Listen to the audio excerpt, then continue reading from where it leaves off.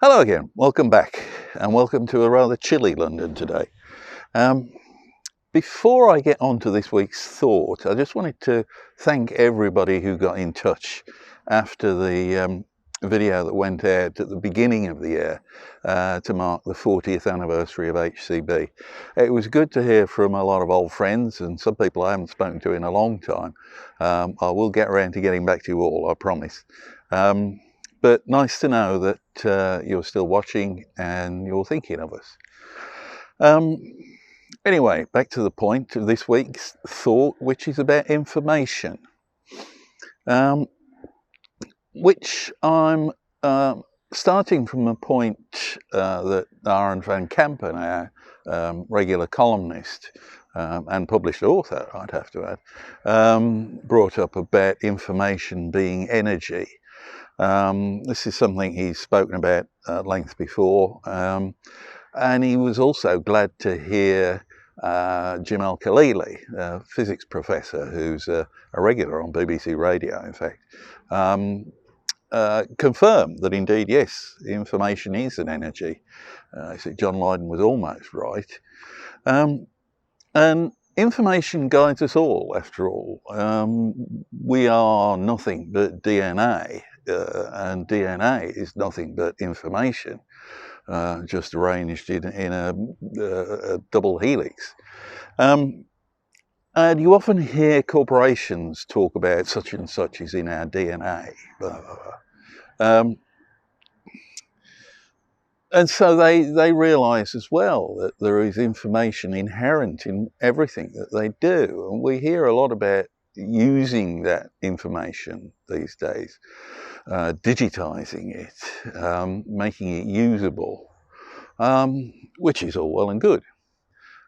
Because, as Aaron van Kampen always says, if you set your goals without taking account of the information available and pursue those goals and ignore any feedback that the information you're generating provides, then you're either not going to meet those goals, or those goals are going to badly affect the rest of your operation. I also noticed a review of a book recently about what they call the tick box generation, or I guess checkbox for US readers and viewers. How that these days a lot of middle management activity is taking up with little more than checking boxes and meeting targets. And there's always the risk, and this has happened so often that it's pointless giving an example, but that when you set targets, what happens is people in the organisation will start to game their operations in order to meet those targets, whether they're actually doing what you want them to do or not. They're meeting the targets, so they must be doing something right. And so I think it is something I've seen over certainly the last couple of decades, this increasing reliance on key performance indicators and other targets to assess outcomes. And what they're all saying, all these different sources of information that I'm getting, is that you have to be very careful. You've got to make sure that if you're setting KPIs and you're running your business against those KPIs, are they right?